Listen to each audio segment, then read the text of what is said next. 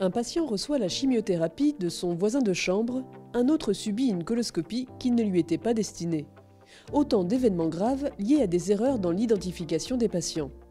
Les structures de soins sont des systèmes complexes où de nombreux métiers interagissent. Ces dernières sont toujours centrées sur la prise en charge des malades.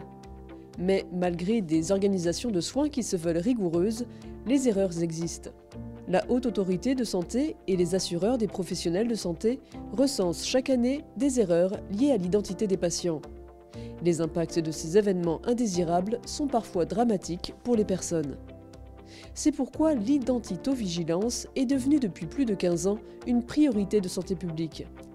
En 2007, l'Organisation mondiale de la santé a alerté les professionnels de la santé sur cette problématique. Avec 9 solutions pour la sécurité des patients, elle les a incités à se mobiliser pour diminuer le risque. En 2009, la Haute Autorité de Santé a défini comme pratique exigible prioritaire l'identification du patient à toutes les étapes de sa prise en charge. Dans une instruction de 2013, la Direction générale de l'offre de soins a défini le recueil de l'identité du patient comme l'une des toutes premières étapes de sa prise en charge. Et depuis le 1er janvier 2021, le référentiel national d'identitovigilance est opposable à tous les professionnels de santé et toutes les structures de soins. Aujourd'hui, tous les experts en sécurité des soins sont unanimes pour dire que la première étape de tout processus de soins est l'identification du patient. Alors, quels sont les objectifs attendus avec la mise en œuvre du référentiel national d'identitovigilance ? Quelles sont les règles et recommandations minimales à respecter pour obtenir une identité qualifiée et sûre ? Quels sont les acteurs de santé concernés par cette politique d'identitovigilance ?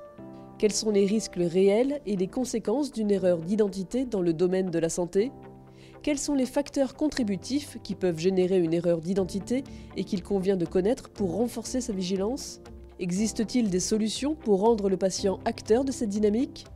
Pour répondre à toutes ces questions, rendez-vous le 7 novembre 2023 à 19h30 pour la conférence virtuelle Identitovigilance, le bon soin au bon patient.